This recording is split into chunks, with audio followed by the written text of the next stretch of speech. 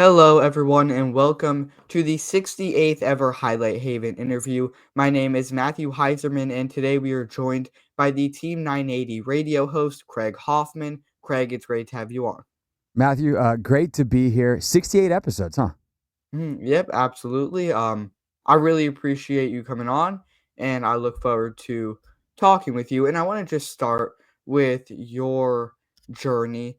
In 2016, you started as a host and anchor for 106.7 The Fan, which is the other major Commanders radio station. And then in 2020, you became the host of the Washington football team pregame show for both 106.7 The Fan as well as the Team 980, and now you host the Hoffman Show on the Team 980 from 4 to 7 p.m. I just want to start by asking when you first knew you wanted to get into the sports industry, and how would you, I guess, describe the journey you've taken to get to where you are today? It's definitely been an interesting journey, and it's funny to even hear it put like that because that's only like part of each story, part of each step. But I have a pretty direct and funny story. I was certainly someone who loved sports as a kid, Yep. growing up, and always thought like, oh, how do I stay involved in it? But I knew by the time I got to high school, like, wasn't going to be as a player as much as I loved playing, baseball and basketball, especially. But by the time I was a senior in high school, I also had a really big interest in music and was going to be a music producer. So I went to Middle Tennessee State University, which is very well known for their music production program. Yep. And I got in. The only person I knew was the guy who had given me my campus tour, who worked in the admissions office, a guy named Steven Mizell. And Steven had graduated the year prior and still did a sports radio show on the weekends on the student station with some guys that were still in school. And so he invited me and was like, "Hey, come hang out. I know you're a big sports guy. You get to meet some other people." And I went and I was like, this is it. This is what I want to do. And Yep. so by the time I was in fall break of my freshman year, so 6 weeks into my first year of college, I went home to my parents and was like, I think I want to change my majors. And that's kind of when I knew and put the path in motion to eventually transfer schools. And my career, went to Syracuse and then graduated, and career went from there.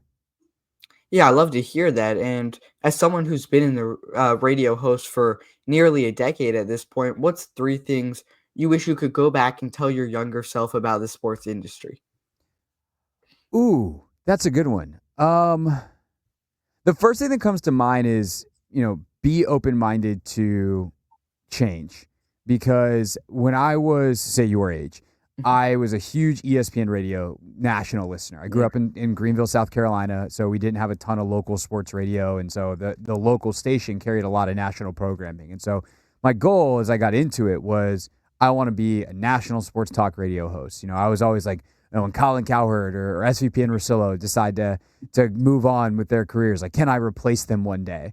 And that was my goal. And I think the industry has changed so much to where you have way more podcasts and you have way more YouTube stuff. And, what's a radio show versus a TV show? Like, all these things are changed. So that would be part or thing one. I'm going to split these go together, but I'm going to make this thing two, in part because I don't know that I'm going to have three. I've always been someone who has had trouble figuring out exactly what I want to do because I was very well trained to do multiple things. I can report, I can host, I can anchor, I can do TV, I can do radio. And that has been a bit of a superpower, I guess, for me, that's helped Yeah. me along the way because it makes you very valuable to the people that you work for. And I think earlier on in my career, I always wanted to keep the doors open, but it was like, I got to figure out how to pick one. Mhm. And I wish that I had kept more doors open longer. For instance, like one that I wish I had found a way to do more of is play by play. It's something that I would love to get back into, but I just haven't done it in 10 years at this point. And so I've made a few tapes here and there, sit up in the stands high up and, hope that no one can hear you as you're making your mistakes and practicing. But I would say, keeping the doors open, knowing that the industry was going to change. So the two goes with number one. And then a third thing I would tell my younger self.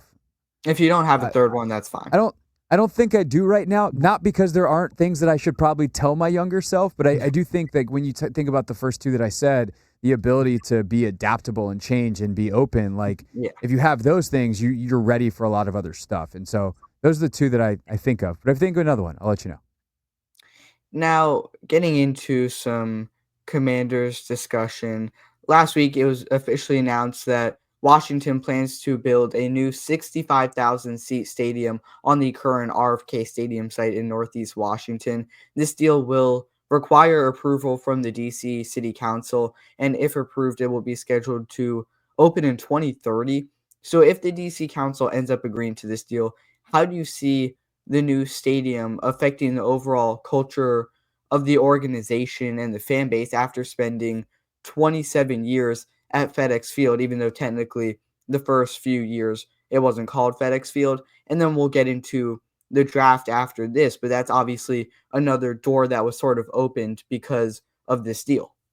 Yeah, I think it gives the city and the region a place to celebrate that feels familiar, at least for older fans. Because, I mean, forget your generation, my generation of Mhm. fans, or people. I don't count myself as a Commanders fan in that way because I didn't grow up Mhm. here. Yeah. I'm someone who covers the team, and at this point, I have for a decade.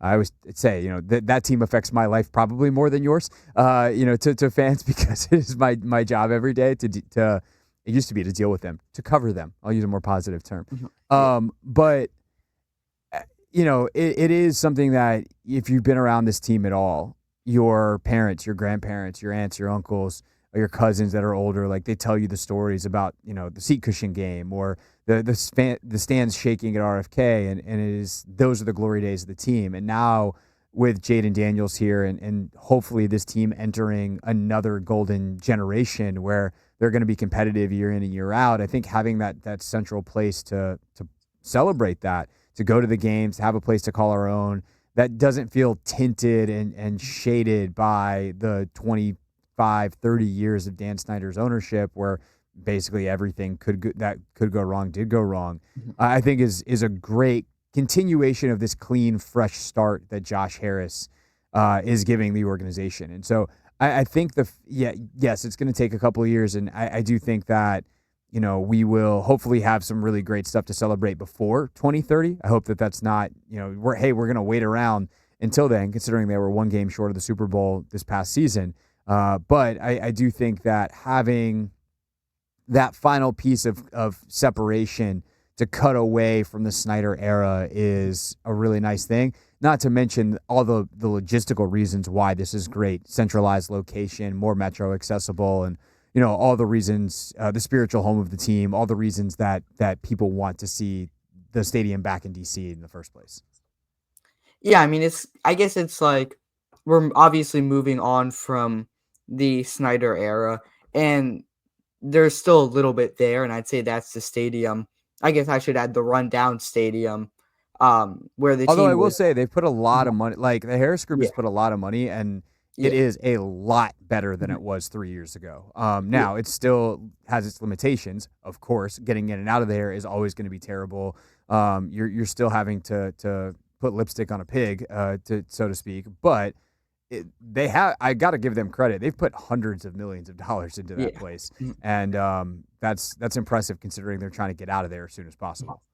Yeah, but I mean, like, there was terrible football being played there, obviously, and I think this is kind of the last thing Josh Harris has to do to really solidify the new ownership, if that makes sense. And on Sunday, it was made public that Washington will be hosting the 2027 NFL Draft, was officially, um, I guess, made official on Monday. What was your immediate reaction to this announcement? And if you had to take a guess, what could you expect the attendance to potentially look like? Obviously, Detroit currently holds the record at, I think, 750,000. Yeah. My immediate reaction, Matthew, was honestly, this is a savage political move by Josh Harris and Roger Mhm. Goodell. That was quickly followed by, wait, this is gonna be pretty cool. So like Yeah. I definitely had the sports fan reaction to it. And as someone who was at that 2024 draft in Detroit, like it's pretty cool. As long as you get the logistics right. I had a terrible Uber situation, but that was probably part my fault. So the political side of it is the federal government can still come in and basically undo the deal that they did that gave Mhm. DC control of this land. And by getting the president involved, especially this president, considering the control he seems to have on his side of the aisle in Congress, and because that side is currently in the majority, if things go wrong in DC City Council, that feels like that could happen. And so having that weight looming over your head, it almost feels like DC City Council's Wile E. Coyote and the Anvil is just like right here, and you're just like, you guys better make the right move, otherwise they're gonna do the deal for you. And I think DC City Council will. It just adds pressure. It adds pressure to get a deal done and to get that thing passed. But purely on a sports fan level, right? Like, this is really cool. The draft is it's become this massive event. There's concerts. The electricity in the crowd is really cool. It's very cool, I'd say, specifically for the home fans. I mean, Detroit, that was a Lions crowd. And so, Yeah. yes, will people come in from all over? And to answer the second part of your question, I think you're looking at over 1 million people. I know the NFL said that, and some people rolled their eyes, and they're like, yeah, okay. But think about it. DC's 2 hours, 2.5 hours from Philadelphia, Mhm. 4 hours from New York. So you have two huge fan bases in New York that are drivable. Yep. The Eagles fans, we know they travel. We know they love to come to DC because we see them, when the Eagles play Mhm. here. You have a pretty easy drive from Charlotte if there's any Panthers fans that want to come up, and who knows, maybe by 2027 they're looking at quarterback again. Although I did like what I saw from Bryce at the end of last year. But like, who knows where teams like that are? And DC is a direct flight from, I think, every NFL city in the country outside of Green Bay, because DCA has a very, very extensive flight pattern. So if you're looking at outside fans coming in, a huge region of football fans that are wearing burgundy and gold, I do think getting 1 million people over those 3 days is very possible. And the last part of it is, this is obviously a huge security event. And if as someone who's registered for, like, for instance, the Super Bowl and Radio Row, it's like whatever the highest grade security event is, and you have to provide like government identification and like all this stuff to get your credential. And security is no joke, and it's going to be like that.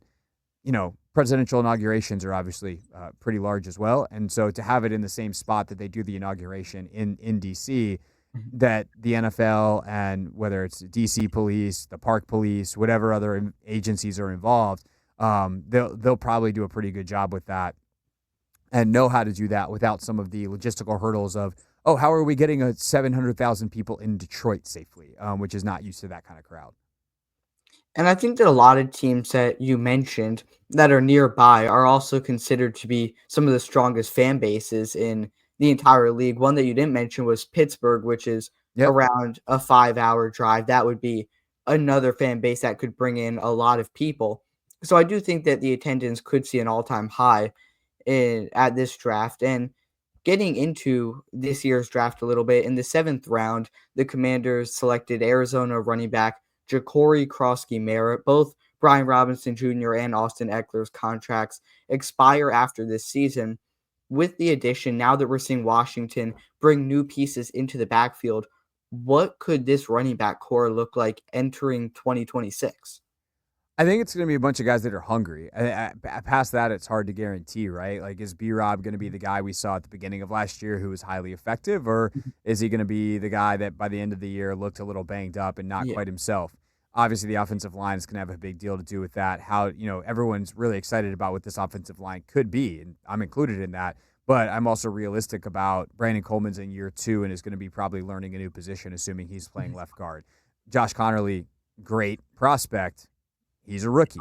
Rookie, you go from like heralded draft pick to rookie real fast, and nobody's like, oh yeah, excited. The rookie's playing. No, that you get worried when the rookie's playing, and so I think that the that will play a huge part of it. But like, Robinson's a really talented runner, and Eckler's obviously got a package of plays that they feel really good about.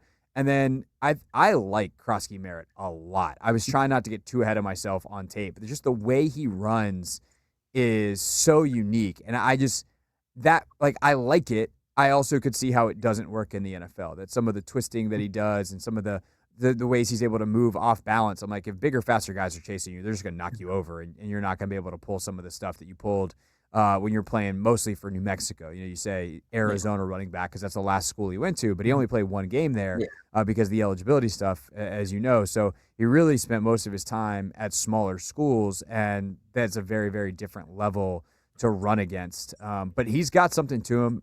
But I also am just realistic about a 7th round pick.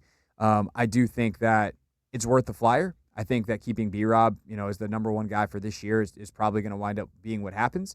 And then next year, the beauty of the way the running back position is now, bad for the players, but good for the teams, is there's always someone. And so whether it's free agency or higher up in the draft next year, second, third round, there are going to be quality backs available and you can address it then. Now, recently on the Kevin Sheehan show, he said something that That guy, that Kevin Sheehan guy. he said something that really caught my eye. He said over the last 10 years, not including this past draft, because we haven't seen any of the running backs play, 33 running backs have been selected in the seventh round of the draft. And Isaiah Pacheco is the only one of those 33 running backs to make an actual impact at the NFL level. Now, I don't necessarily know what he considers to be an impact, but I'd say someone who has just really done something productive in the NFL. Isaiah Pacheco is the only player to do that in the seventh round over the last 10 years. Obviously, you touched on this eligibility issues, limited merit to only 13 rushes last season at Arizona. What do you see his role looking like in 2025? And does it concern you that he sat out almost his entire last year at Arizona? Yeah, in a way, I kind of like it. I'm like, maybe he'll be fresh. Some of these guys come out of college and they've had 300 carries a year for 4 years, and you're just like, man, that is a lot of work for a Yeah. running back. And he had, heavier workloads obviously earlier in his career, but getting that year off in a weird way when it's not injury induced and he was training hard and all that kind of stuff, just a year away from contact could be interesting. And maybe he becomes the number two guy on that list because had he played, he probably goes higher in the draft. And so, yes, he doesn't get the experience of playing, at Arizona, but maybe he would have been a fifth round pick or something like that, and he's got some higher upside than your typical seventh round guy. That said, I think to Kevin's point or Kevin's research and the point, dude is a seventh round pick, and so he's probably going to be a backup if he makes the team at all, and that's always a risk for seventh rounders. Is are you going to make the team? I think because of the size of this draft class, it feels very likely with only 5 picks. But I think HB2 if you're going Madden style, like he's HB2, but he's not going to be the power halfback, and he's not going to be the third down running back. So his carries are just going to be very much when Robinson is tired, getting maybe 5-6 a game.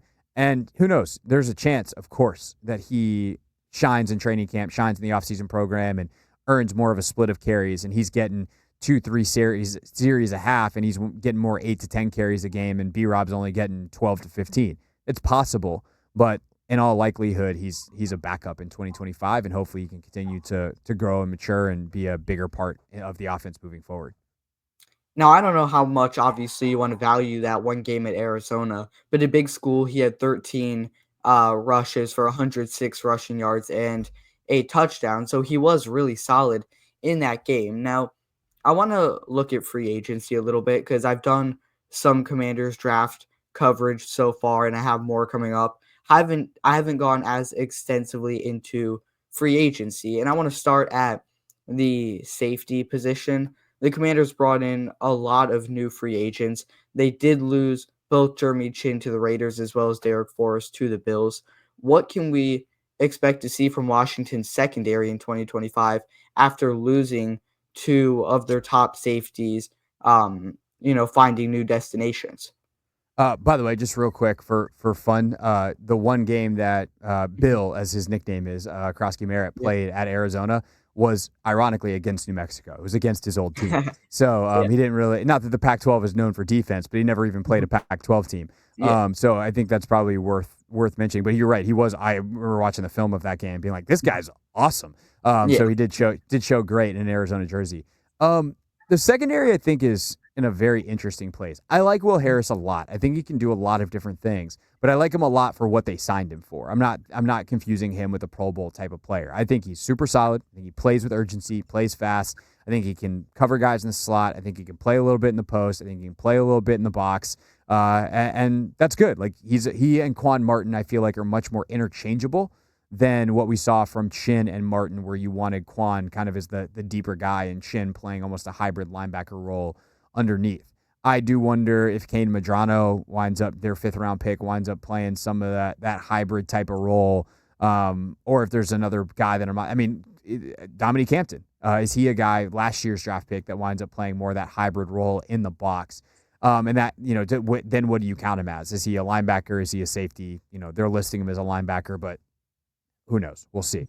The big question is obviously Lattimore. Like, is he going to be good, or is he going to be the guy that A.J. Brown punked multiple times? Is he going to be, the guy that Mike Evans had, the best game that Mike Evans has ever had pretty much against Marshawn Lattimore in the playoffs against Tampa? Because if he's going to be a shutdown corner, I don't know, 12, 13 weeks out of the season, that changes up what you can do. It gives you a lot more options. You can play a lot more man-to-man coverage on the back end. You can, dial up your blitz packages. You can do a lot of stuff schematically. If he's going to be a guy that you can't really trust him man-to-man, that's going to pick up a bunch of penalties, that's going to lose, his guy, or lose guys and lose his cool, then you're going to have to play a lot more zone. You're going to have to try to figure out how to get more bodies into coverage. It's going to hurt your pass rush, and you better hope that guys are nailing all the zone stuff. But they're also going to be relying on a rookie in Amos, I think, outside. And then, Mike Sanders still was, I think, a revelation last year outside, but that was, again, relative to expectation. So he played really, really well for a rookie who was not supposed to be playing outside. But that nickel spot is hard. NFL slot receivers are good, and they have a lot of options, a lot of space, and you have to be able to cover them. And so while I think Mikey can do a lot of stuff it's a tough challenge. It's a new position. And so to me, Matthew, I think the secondary is probably the biggest question mark on the team. That doesn't mean it can't be answered in the positive. It doesn't mean that they made mistakes. Yeah. It's just that's also the nature of the NFL. Corner specifically is an extremely volatile position.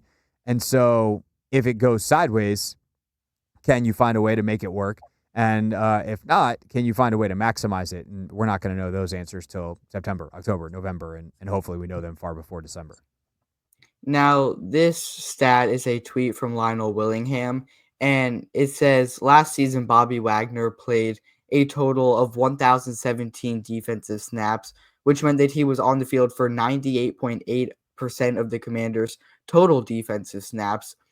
Wagner was one of the league's best linebackers in 2024, despite his age, and that helped him earn, obviously, the one-year $8.5 million deal with Washington this offseason. Considering that he'll be 35 years old by the start of the season, what does Wagner's future hold in Washington, and will we start to see that decline in terms of on-field production?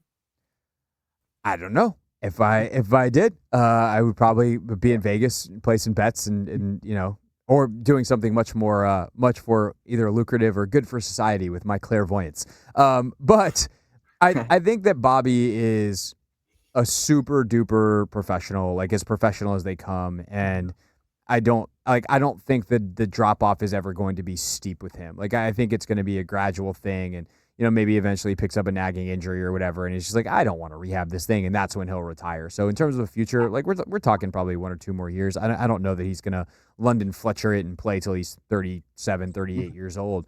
But he is someone who still is playing at a high level, not as high as it was in his prime. His prime, he's one of the greatest linebackers ever in terms of what he could do in coverage, and I think that's the area where he's still, or where the decline is happening, where he's just not quite as quick, is not quite as fast as he used to be. But he's so smart that he understands route concepts can still be in the way. He can use anticipation to make up for some of the lack of pure speed that he just doesn't have anymore at the age of 35. And so what he is still great at, though, is playing the run, and I think that's going to be enhanced by better run players in front of him, from Eddie Goldman to Dedrick Wise, Javon Kinlaw. If he's deployed, kind of as an edge guy more of than an interior guy, or if he can just stay disciplined on the inside. He's not always been great at that. So last year, like, Dante Fowler's getting in his way. John Allen's doing funky stuff, and you're like, hey man, can you just make sure you eat the double team so Bobby Wagner can be Bobby Wagner? But he's going to bring that sure tackling. And the other thing about Bobby is he's going to make everyone around you better, or everyone around him better. Dan Quinn would say, like, Bobby Wagner will make the janitor better, because he's just so well prepared. He holds a very high standard. And so from that aspect, he's going to make everyone around him on that defense better. And I think the other thing in terms of future planning is, do you start to see some rotation, right? Can you get him on the field for 700, 800 snaps? Not because he's hurt, but because you get Jordan McGee 200 snaps. you get Kane Madrano some snaps. And depending on the situation, can you get some of those younger guys integrated into your defense in certain packages that lighten the load on Bobby and allow them to get experience because they're your longer term answers at that position. And even if we see Washington utilize Wagner a little bit less in the upcoming years, I think that part of it is maybe working with Madrano, working with that younger group of players, and just working on their future on this team. And back in March, the Commanders signed defensive tackle Javon Kinlaw, 3 years, $45 million. From 2021 to 2023, Kinlaw started just 16 games. However, he managed to start all 17 games for the New York Jets last season, where he amassed career highs in sacks with 4.5, total tackles with 40, and tackles for loss with 5, as well as forced fumbles with 2. What can we expect to see from Kinlaw in 2025 playing as the right defensive tackle alongside Daron Payne after losing Dorrance Armstrong, after losing Jonathan Allen this offseason? Yeah, well, Dorrance will still be around at defensive end. Or So, actually, I'm blanking on the name right now. yeah, they lost a couple guys inside. I mean, the big one is John, but the thing is about John Allen, like he didn't play a lot last year. He played a lot in the games he played, but he obviously missed a ton of games in the middle of the season. But I think for Kinlaw, he is he's an interesting player, super talented, and I think you will see the best version of him that you've ever seen because that is what Dan Quinn gets out of defensive linemen, right? He has an unbelievable ability to maximize based off how he coaches them, the mentality and the mental state he gets them in, but also the positions he puts guys in. Dan's real good at, as he describes it, finding guys superpowers and Mhm. letting them use that superpower. And Javon Kinlaw's superpower is his movement skill. He's super quick. He's really strong. He's really long in athletics. And so, can they coach him to say, all right, let's use your length here. Let's use your quickness here. And so, my guess is he's going to play some first and second down edge where he's out there trying to stop the run. And in some of the risks that he takes are maybe a little better system fit than if you do that stuff as an interior player and you get washed out of the play. And then as a pass rusher from both outside, but really as a pass rusher inside, can you get him and Duran or him and Johnny Newton on the field on a third down and let those guys cook a little bit on the inside, get him in some one-on-ones, isolate him against a guard that has no shot of keeping up with his athleticism, and maybe you see 5 or 6 sacks out of Javon Kinlaw instead of that career-high 4.5 last year. The other interesting thing to watch with him, and we'll get our first look in a couple of weeks when OTAs open, and then we'll see definitely by the time that training camp opens is, like, what size is he? He played at like 330, I think, last year. He played as big as he ever did. He's played as low as 270. And so depending on what they want him to do, how do they shape him literally? Like what body Yeah. type, body size is he? Because that was the thing that Adam Peters, who absolutely loves Javon Kinlaw, he's like, I've seen this guy be an explosive, twitchy, athlete at 330 and at 270. And so he can do it all. So what's the highest and best use for him? And my guess he's going to come in around 290 and he's going to be a huge defensive end piece, but also Yeah. someone who can still very much play on the inside. Now, the player I was thinking of was Dante Fowler. Yeah. Mix that up because obviously he went to Dallas. Armstrong came from Dallas. Yes. Now, Kinlaw's going to be reuniting with Adam Peters. They worked together in San Francisco. A lot of people are saying that, while Kinlaw did have a career year last season, was $45 million potentially too much for a player who hasn't really shown that star potential at the NFL level? I think it's a fair question. I think that talent costs money. He's super talented. That position costs money, defensive tackle. And the bigger thing for me is I don't think that money costs them anybody else, so I don't really care. Obviously, you don't want to get in the habit of overpaying guys. So you want to have a good understanding of the market. Just because you love a guy doesn't mean you should pay more for him. You should pay market value because that's good team building. But they have enough cap space, and there weren't enough other places where they needed to spend that they lost any other player because they overpaid Javon Kinlaw. That stuff becomes way more important if you're cash strapped or cap strapped, and they are neither. So I get the question, and I think it's fair that people are asking it because I do think that probably you overpaid based off the production, but it also made sure that you got the player. They clearly really like the player, and we can uh, not really have to worry that about it because at the end of the day, it doesn't really hurt them short or long term. Now, sticking with the defensive line, the Commanders signed former Patriots defensive end Dietrich Weiss Jr. to a 1 year deal worth up to $5 million. Weiss had at least 4.5 sacks in five of his 8 seasons with the Patriots, including 17 combined sacks over the past 3 years. What can we expect to see from Weiss this upcoming season, adding much needed depth at defensive end behind both Cleveland Farrell and Dorrance Armstrong? Yeah, I think, you say added depth behind because he gets here last. I think he's going to wind up passing those guys in line. I really do think that he's going to wind up being the starter, probably opposite of Dorrance Armstrong. So maybe Dorrance is still the number one guy for right now. But I think Wise is a guy who is a really exceptional edge setter, like a guy that just gets the mission, does the job. You don't become a captain on like a Bill Belichick defense if you don't Yeah. do your job. Bill Belichick, Patriots coach, not whatever he has turned into down at North Carolina, celebrity boyfriend down at North Carolina. But those defenses, they were complicated and you had to be able to do a lot of different stuff. But the first thing is always stop the run. And he's really, really good at that. He understands his role. He understands how to play off other guys. I think that's really valuable too. The pass rush juice on this team is inside. It's not outside. And I know that has been a source of consternation for fans, but Johnny Newton's a good pass rusher. Deron Payne's a good pass rusher. Kinlaw inside, good pass rusher. So do you have guys that can play the complementary role? And I think Dietrich Wise is excellent at that. He's also an older player who can provide a ton of insight, ton of value in the locker room, fits their culture. And so when they first signed him, I wasn't really familiar with him at all. And the more I read, the more I watched, the more I go, oh, yeah, that guy's a commander. And I really like the fit. Yeah, I know we have to wrap things up soon. You have your show coming up at 4. With that being said, I can't thank you enough for coming on. I really appreciate you joining me. Is there anything else you want to say to the people watching before we wrap things up? Where can they find some of your work? Yeah, for sure. Well, first of all, Matthew, thanks for having me. I think it's awesome what you're doing. I love when people, find their passions and, are able to chase them. And here's my third thing that I will say. My younger self earlier is like, Yep. make sure you continue to have fun. And at the end of the day, sports are fun. And I think most of the time, I've done a pretty good job of this over my career. But there certainly have been times where I get really frustrated, or I'm just like, ah. And you just have to kind of pull yourself out of it and go like, hey, this is fun. And I will even tell, when I say younger people in the industry, I'm typically talking about college kids, not someone as young as you per se. But it's something to remember is like, if you like sports, that doesn't mean you should go pro in something in sports. It's a job, it's work, but it's a job and work that you can have a lot of fun in. And so there's my third thing from the question you asked me half an hour ago. If people want to check me out on YouTube, at Craig Hoffman is where kind of the central hub of everything is. That is where you can find the clips of the radio show. I also do a live YouTube show on Mondays with my buddy Tony.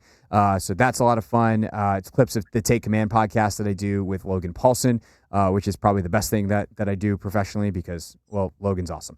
So you can check out Take Command wherever you get your podcast. The Hoffman Show is live 4 to 7 daily on the Team 980. We podcast that whole thing as well. And then if you are a women's sports fan at all, we have a whole separate YouTube channel for our women's sports coverage. A lot of Mystics, a lot of Spirit. Hoffman W Sports is where folks can check that out. And we do a lot of fun stuff over there. A lot of great interviews over there as well. Yeah, 100%.